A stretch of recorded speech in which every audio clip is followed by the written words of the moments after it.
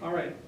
Well, what we're going to do is we're going to cut these boards, but first, before we do that, we have to determine how we're going to cut them. Because sometimes you get a board and it's got defects, it's got knots and different things. And you really don't want knots to fall on an edge if you can help it. It's okay if they're encapsulated, like this knot is encapsulated around the wood.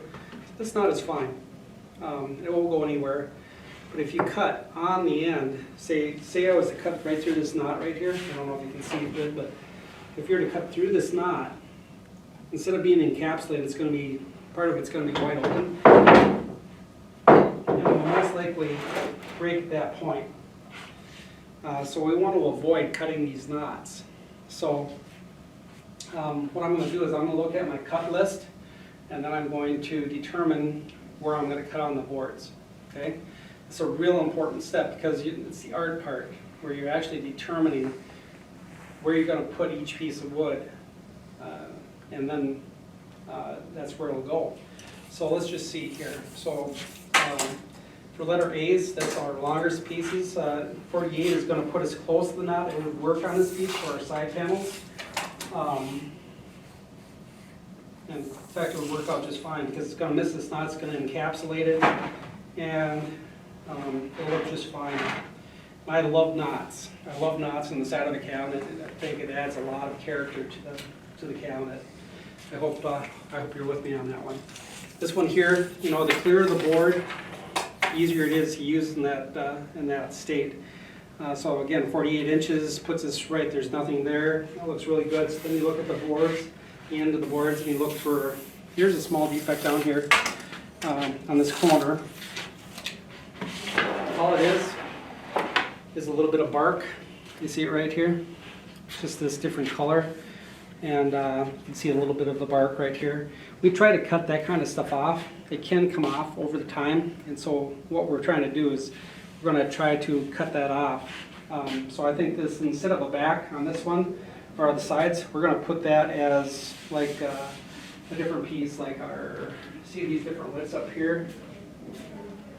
Like this one here for behind D. That's this piece for the floor. Well, it's 10 1/4. Our pieces of wood are 12 inches.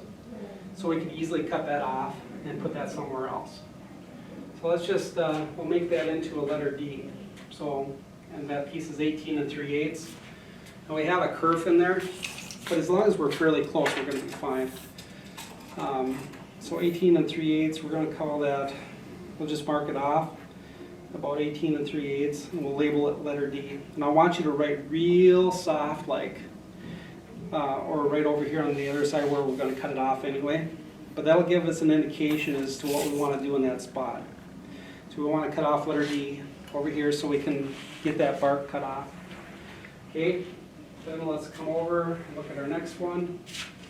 The rest of the board looks pretty good for defects. So then let's, A's we've, and you can just make a little mark like this. So just mark that you've done it. Not that you've cut it. That's why we're putting it over here in between the two. So I know I've looked at that, and that board is going to be my letter A, and that's one there. And you can label it. I'll just label it letter A. Line underneath, and I'll know that board is then the two A's. Oh, and that's the other thing that you need to think about. We have two 48-inch boards. Now I can't cut 48 inches off this board, 48 inches off this board, without screwing up both boards. So you have to put the 48s on one board, one full board, and the other ones have to come off the other board. Okay? Otherwise you won't have enough material to build the whole thing. So let's see, we just did letter B here, so I'll just put a little mark by that one, just to say that I've marked it on the board over there. And let's see, which ones do we have to do? Yeah, this is basswood, so we have to do that one. I've already marked that. I've used these marks like, okay, that's what I've already done. So I'm going to add one caveat to that. So now I'm just going to mark off the ones that I have to do. So I know that's a back. I don't have to mess with that. I've already done this one. I don't have to do that one. Shelves. All right, we have 3 shelves. So I have to do this one here. So we have 1, 2, 3, 4, 5 cuts left to decide. We already did this one. So on the ones we've already done, I'm going to add one little line here, just like that. It's not a check mark, it's just a horizontal line with a vertical line touching it. So that means I've already marked it. So these are the ones, the horizontal marks are the ones that, okay, those are the ones I have to do because they're 10 7/8 wide or wider. And the vertical line will say that I've already marked it off as being what I want it to be. So I can mark this one hoop too. That one's behind D. Okay, now let's do the letter B. What would be a good top piece here? So letter B is 21 1/4 wide. Looks like I'm going to cut right through that knot. So let's see if we can find a shorter one. We're not going to do letter B yet. I've already done that one. Let's look at the shelves. These are 18 1/8 wide. Pardon me. So 18 1/8, okay. That misses all the knots. So I'm just going to go do that one. Put this pen in my pocket. Okay, so then again, I'm just going to come off my old letter D mark that I made and go 18 1/8. Okay, that'll work good. I got to have 3 of these 18 1/8. I'm going to go ahead and mark another one, 18 1/8. And one more, looks like it's going to work out just good. Yeah, it's perfect. 18 1/8. And these are shelves. I didn't put a letter on there for shelves today. I did not, so I'm just going to write SH for shelf. SH, really super light. Okay, now these are not our accurate cut marks. These are just our marks laying out where I want to have the stuff, and it's laid out in such a way that I know what I want to do. All right, then our top, which is letter B, I can, remember I said you got to make that little vertical mark? Okay, so those are the shelves I just marked off. Now we're going to do the same thing on letter B, which is our top, letter B. And that should be our last little bit. I get a couple of knots to show off for the top, so that'll be perfect. So we'll just mark that one here, letter B. Be sure to put the little line underneath the letter to make sure that you know exactly which piece it is. Otherwise, if you tip it upside down, a B might look like a D, or who knows. It's better just put a little line underneath it most of the time, unless you got 2 letters. Okay, I think we're set. We're all marked off. We know what we're going to do with our boards. We've planned it out. I think we're in good shape. The other thing to look for is end check. If you notice that there's any end check or defects on the end, you want to start on the opposite end and work your way across the board the other way. That way any scrap left over will fall on the check and you'll eliminate the end check. The end check is just like a little crack in the end of the board. So, okay, that's what I wanted to show you in regards to that. Now we'll go on and start cutting. Oh, we have a large. I gotta put one more mark here saying I did it. There we go. All right, let's go cut.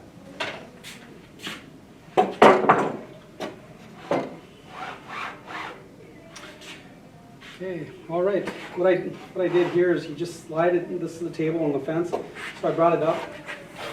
You want to make sure that there's nothing on the table between the fence and the table, so that you can get a nice square cut. If you look across here and you see any type of shadow, there's a piece of dust or something in there, you've got to remove it. So, you know, if it's out something like that where you can see a little bit of shadow here against the fence, then it's just telling you there's something there, and you don't want to have anything back there. And it's really easy. This machine will get full of dust. So anyway, we never take it for granted that the end is perfectly square to the edge. So you have to cut off a little bit, make sure that it's nice and square. Although I did do this at my shop, and I saw it's calibrated very, very well. So my thumb is down, I'm pushing down and towards the fence. I'm going to take just a light cut off here.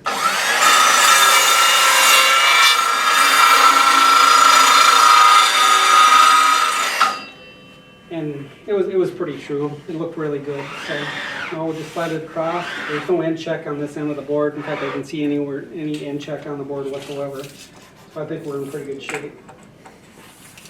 I'll come over to 47 1/4. I suppose I can roll up my sleeves for this. Although it's not a drilling operation, it's always wise to have your sleeves up all the way in so that they will not catch on anything. So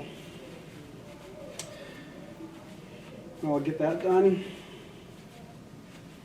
There we go. All right. Safety is always important. This machine does not make a lot of sound or noise, but like if we're running the table saw, you probably want to have your hearing protection on. Also, if we're running the router, you'll have to have your hearing protection on. So let's go ahead and get this. I should have made my mark closer to the center. You want to keep, see how my tape measure is pretty parallel all the way along here? You want to keep your tape measure pretty parallel. When you make a mark at 47 1/4, it doesn't have to be a huge mark, but just make a nice mark for it so that you can easily see it. That's what's nice for that, because a dark mark shows up real well. And then you want to have the, you can line the blade up without even starting it up this way. Okay, it looks like it's pretty well lined up. And then you can make my cut.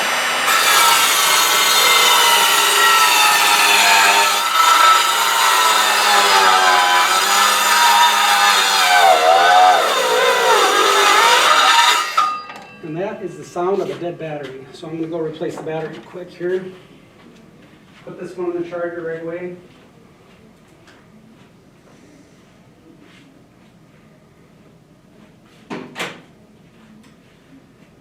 And the fresh batteries, or the batteries that need to be used first, are always going to be in the front. And as they come out of the charger, I put those in the back and slide them towards the front. It's good packing order, and that way all the batteries get used, and the more they get used, the better they like it.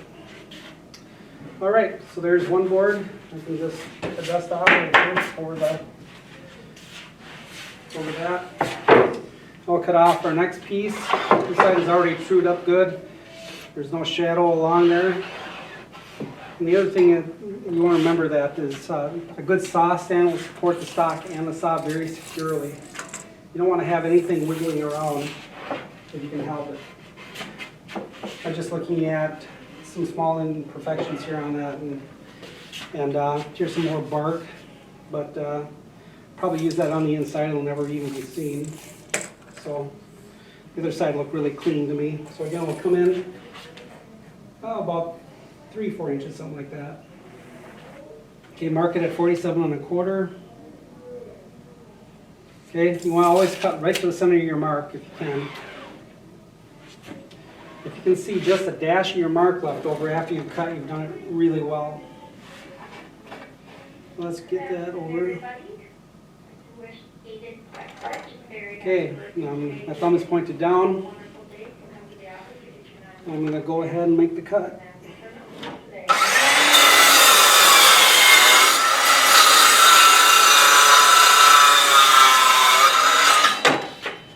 All right.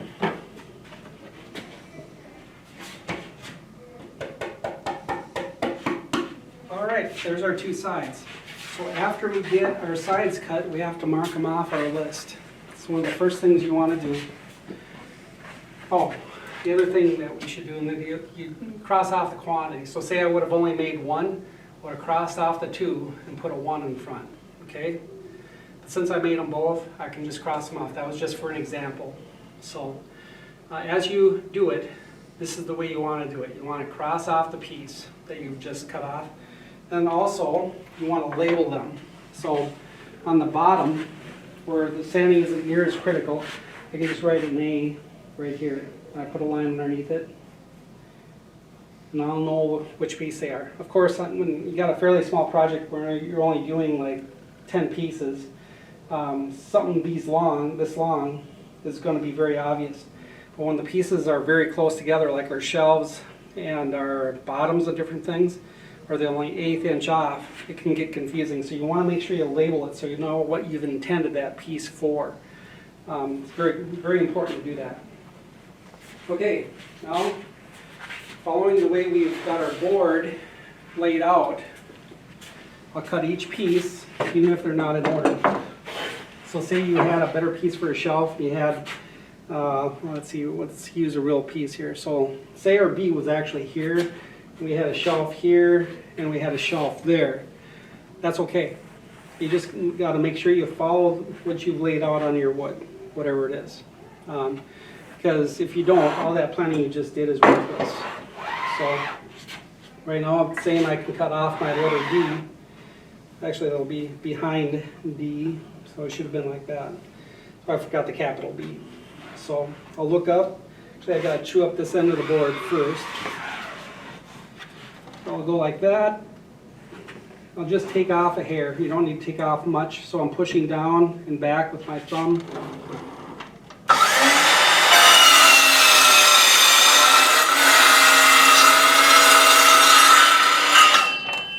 Okay, that's screwed up. And I'll just slide it across. And our behind D is 18 3/8 wide. 18 3/8. We want to come in about 3 inches. We'll cut it off at 18 3/8. Okay, same thing. So we'll keep cutting like this, following our plan until we're done cutting out these boards to the right length. Pardon me. 18 3/8. All right, and we'll make our cut.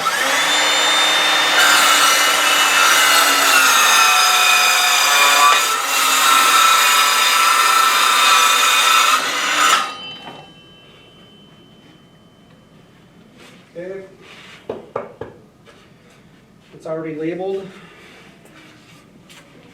right here behind D, so I don't have to label it again. Sometimes I'll label it on the end grain because I can mark it darker. But this one, just make sure you put it over here. Oh, there's one other thing I need to add over here. I actually checked this off, but the cutting isn't done on it. Because remember, we just cut it to 47 1/4. Can you see that? But what actually it is I only cut it to length. You still have to cut it to 11 1/4 because the board is 12 inches wide. So we did this one, but we did not do that one. So we'll put 2 back up here, and we can't check it off until we're totally done with that. So one way to do that is just go like this, and then we'll finish a check mark after we're done cutting it completely. Because that's something else that I regularly do, is I forget to cut one dimension. And if I do that, I know it's not complete. It's just a line, it's not a check mark. Just like I did here, I put the little mark on the end saying that I actually finished it. Okay? All right, let's keep on cutting. Oh, we just did letter behind D. So we'll do the same thing to that one. So just that mark, diagonal mark through it. And then we'll move on to the shelves, I believe, which are down here. They're 18 1/8 wide. We should have 3 of those out of this board. So 18 3/8, we want to come in about 3 inches or so. 18 1/8, it should be, right? 18 1/8, I think I said 18 3/8, but it's actually 18 1/8. It's our shelf. So that is marked off. Slide it over.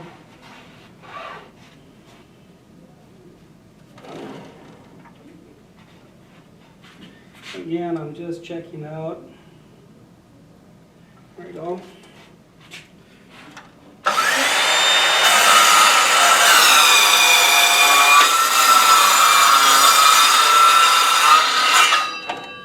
You see the saw supporting the board.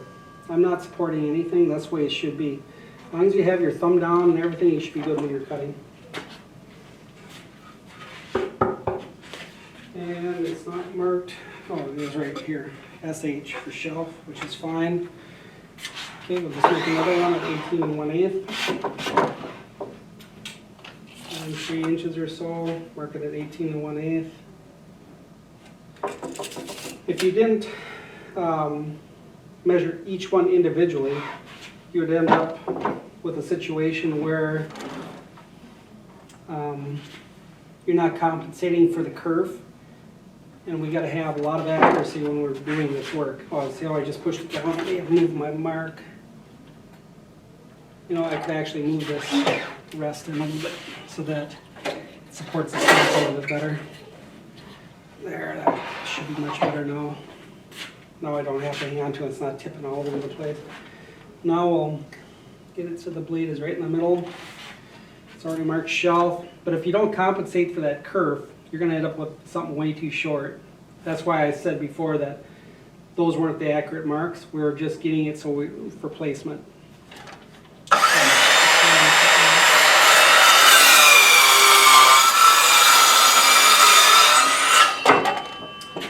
All right, notice how I'm emptying the dust off every time I make a cut. It just saves some time. And it keeps the shop a little cleaner, tidier. All right, so let's see here. We got our behind E. We got one more shelf to make, which is clearly listed right here. So make a mark about 3 inches in, 18 and 1/8. 18 and 1/8. Okay. Move them over until it's right in the middle of the mark. Looks pretty close.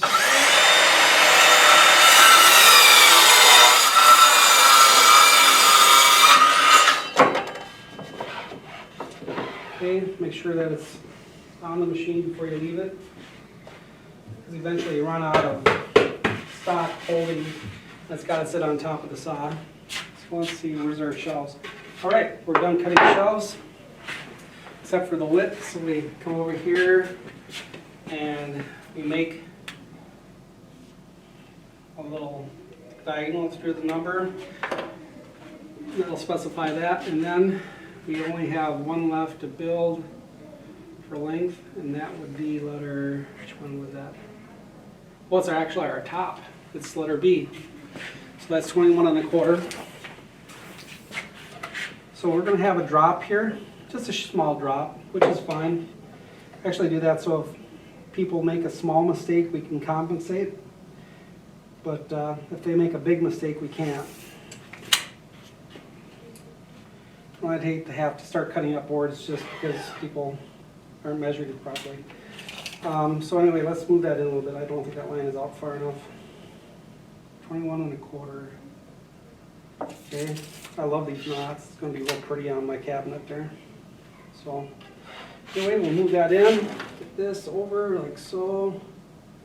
We're against the fence. We're down, pushing down. My thumb is pointed down. There we go. Get it over there.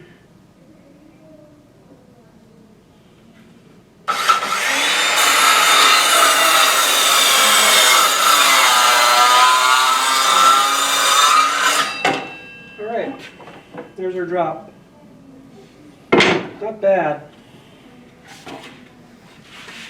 It's going to have a couple inches as a drop. You're never going to have 100%. Well, you can do it, but it's not good to have next to nothing left over.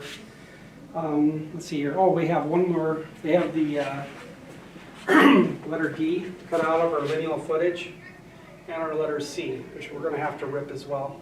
Oh, did I mark that off here? I did not mark this off yet. So now that is done to that point. So let's go ahead and make our two letter C's, or our letter C, I should say. Our letter D. Our letter C is going to get cut in half, and our letter D is just a 3x. Okay, we have that material right here. It's just lineal footage. It's going to be an 8-foot sticks. So this is already made 3 inches wide, 3/4 thick. So all we should have to do is cut this one the length, and it should be done. And then the other one will get a rip. So 18 1/4, and the other one was. It should be 18 1/4 as well, and it is. So I need to cut two at 18 1/4. Okay, here's a rough end right here, so we'll just have over here. Get the dust off the table and the fence. I'm going to chew that up a little bit, make sure it's good.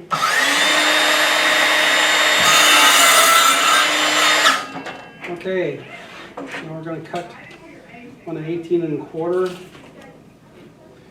18 1/4. That looks good.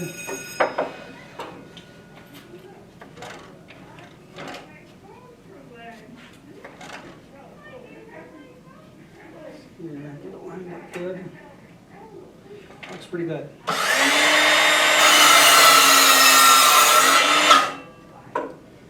Okay.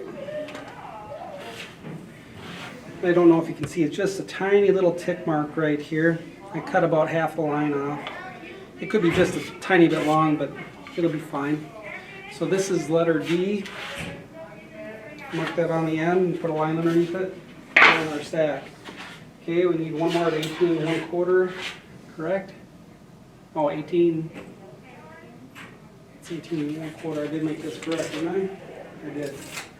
So one more at 18 1/4.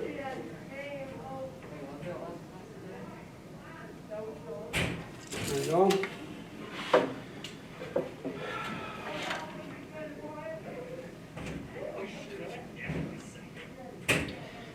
You're probably noticing I'm always going like this. I'll move the stock back and forth. The reason is it's easier to move it back and forth with my thumb out, but then I always tip it up to cut. That's my goal anyway. If you can do it the other way, more power to you. Okay, now I'm cutting.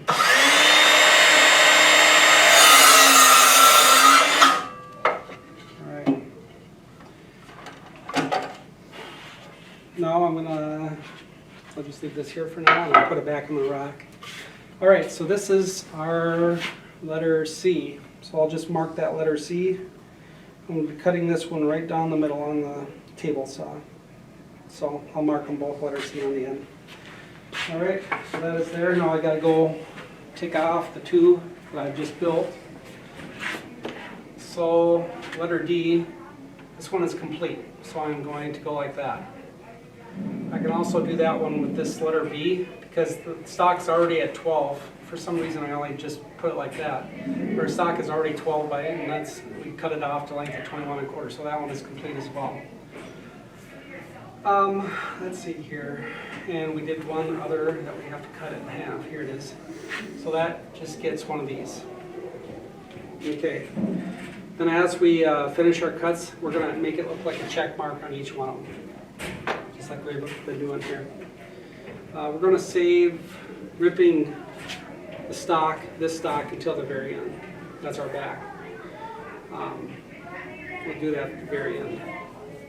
All right, let's go ahead and move on to the next operation. What we're going to do next is we're going to rip our stock to the right width or depth, depending upon the piece of wood.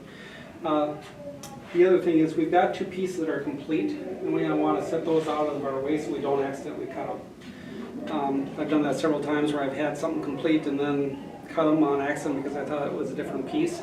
And so what I've started doing, actually quite some time ago, is I just put them out of the way somewhere. So I'm just going to put them underneath the shelf here, out of the way, so that it's not a problem. The ones I did, I put away were the letter B and let's see, that would be letter D. Yep. So now we're going to start from the top, and so we'll do our letter, actually let's do our shelves first because they're right here on top and easy to get to. So our shelves are 10 7/8 wide. So hearing protection, I will say that these are polycarbonate, so it's safety glass, and they're made that way. The only thing my glasses don't have are side shields. Yours do. So anyway, we'll set the saw, and it's got a sliding scale. You use the scale on the right. If you were to use the fence on this side of the blade, you'd use the left scale, and this lens here. And it's actually a lens. It actually magnifies the scale on the fence. So, okay, our first cut will be the shelves. The shelves are 10 7/8. So I'm going to slide this over to 10 7/8 and lock it down, making sure that it's dead on the line. And push it all the way down. You can kind of feel it secures up. And we'll put in our hearing protection. Our sleeves are rolled up and secured, so off we go. We're going to make some noise now. The red light stops blinking.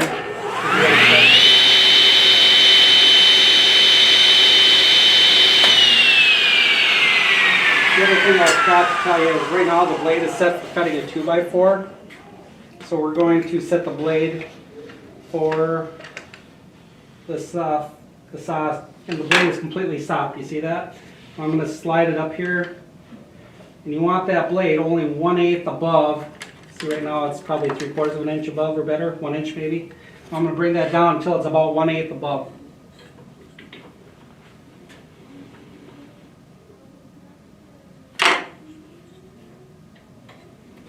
That seems to be the magic rule in most shops or in the woodworking world. You want to set the saw so it's about 1/8 above. These are your anti-kickback pieces, so what it is, you can slide it through, and then if it starts kicking back, this will grab the wood. It's got these spikes in it, and it will actually stop it from coming back through the saw if they're engaged. If it's back here and it starts going, those won't have any influence. That's why you always stand off to the side. Like I'm over here, and the cut is over here, and this is where it'll bind, is between the blade and the fence typically. It'll do it sometimes if it catches over here on the blade, and then it'll throw it back, but more likely it's always between the blade and the fence. So we're at 10 7/8. We're ready to cut.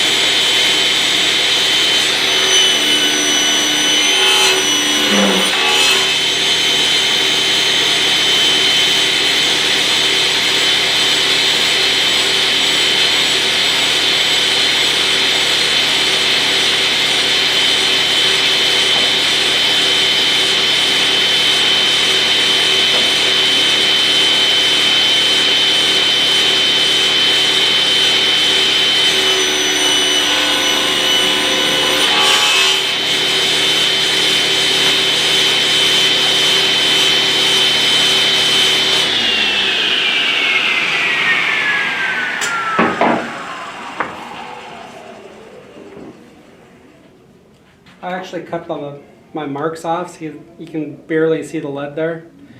So I know these are all 3 of my shelves, but I got to remark them because I cut the ends off that have the marking on it. So I'm just going to write SH on these, on the end.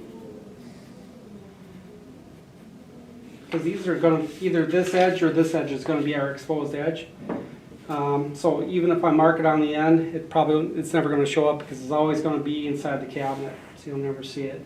So those are the kind of things you want to do when you're doing that. Otherwise, you typically leave the saw on and just keep running the pieces through and adjusting your fence, because otherwise we'll start and stop the machine 500 times a day, and the switch is extremely expensive. So we want to avoid wearing out the switch. So we just let it run. As long as nobody's around it except for you, that's fine. But when you're done cutting, you shut off the machine every time. So you don't want to walk away from the machine. When you're cutting, you want to have the stuff nearby you, like I've got right here, and then you just go ahead and cut it. Okay? All right, let's cut the rest. I got to mark this off first. So our shelves are cut.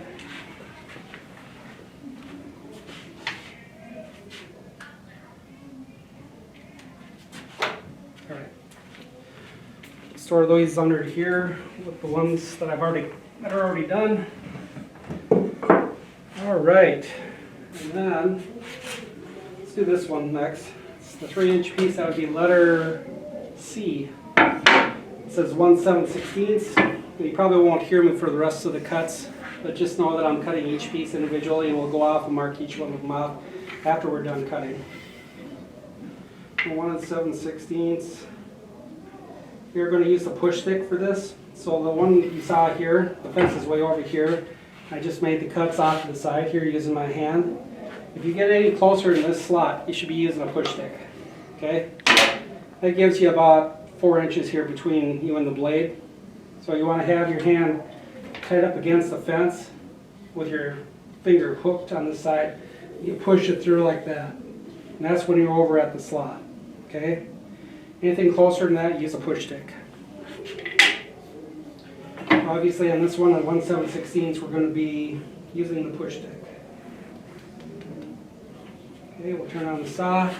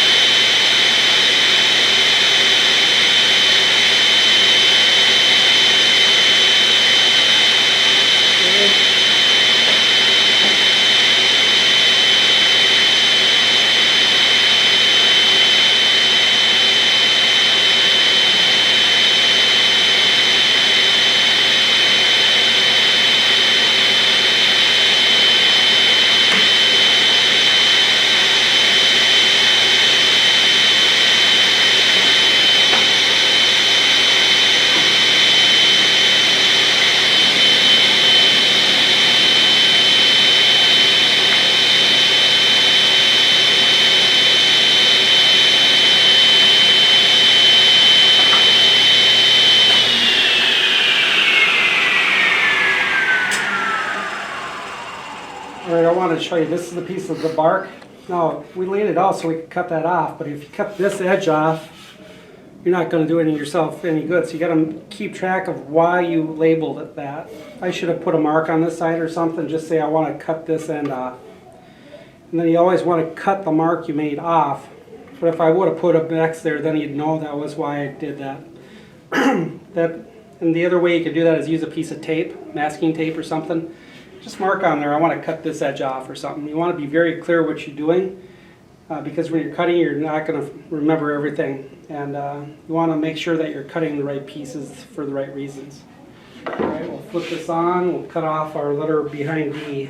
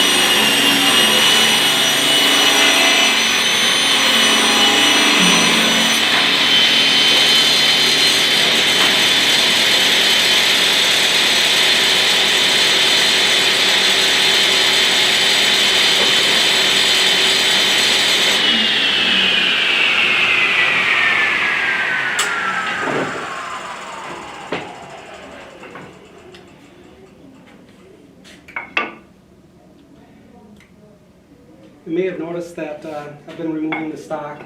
So say you have a piece of stock that's stuck underneath here, like right here, and this stock was only this long.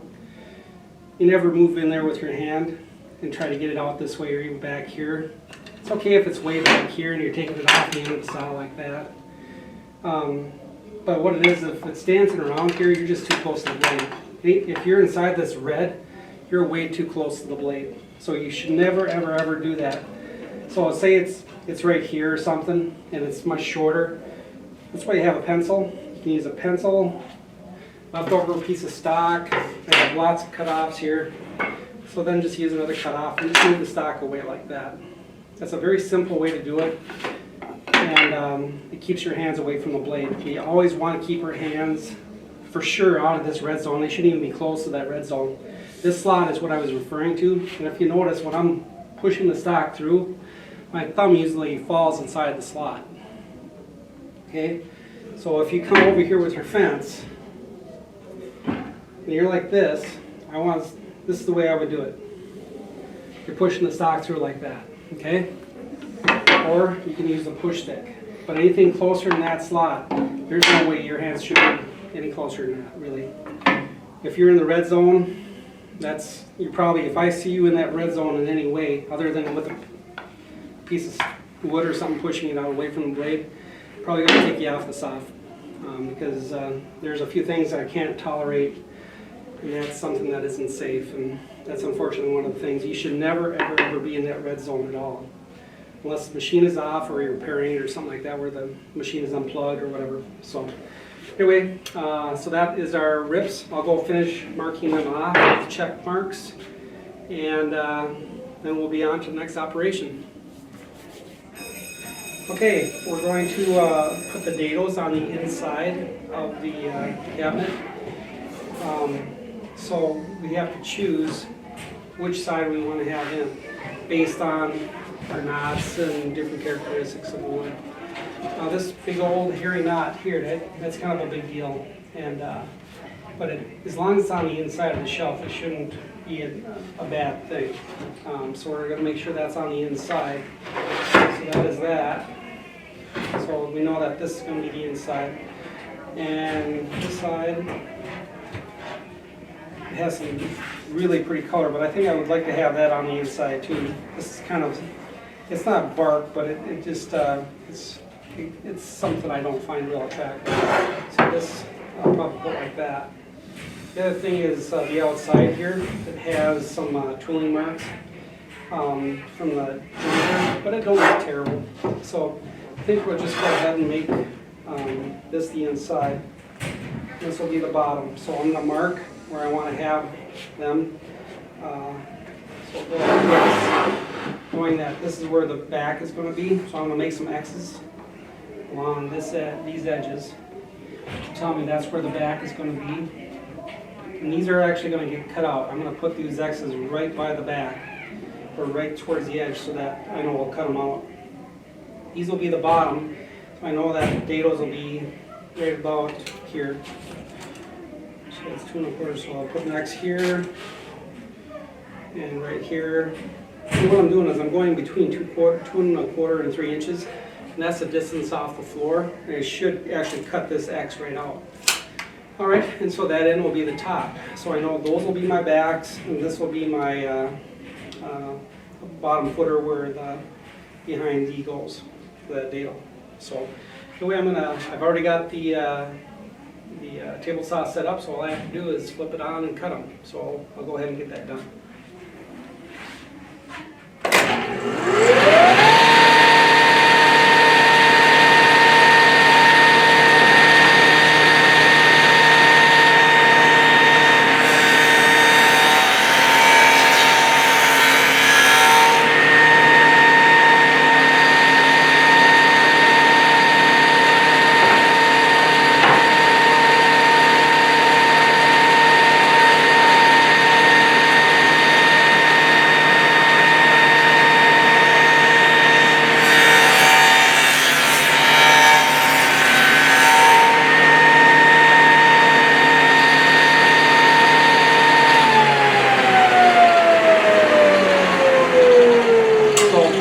Cuts, they're 1/16 deep, and they're 3 inches from this edge to this edge here. Okay, so that's what we're trying to do. So let's go ahead and we'll set up for the rabbet next on these over on the router. You can turn me out. Oh, all right. So I'm gonna put in my earring protection. We're gonna cut the rabbets on the back side of those two pieces. We just made the dados. Now we're going to cut the rabbets. And that's that. What it'll do is it'll hold the back side of the on the back side of the cabinet. It holds the back of the cabinet and recesses it into the cabinet so it looks nicer. So that's what we're doing now.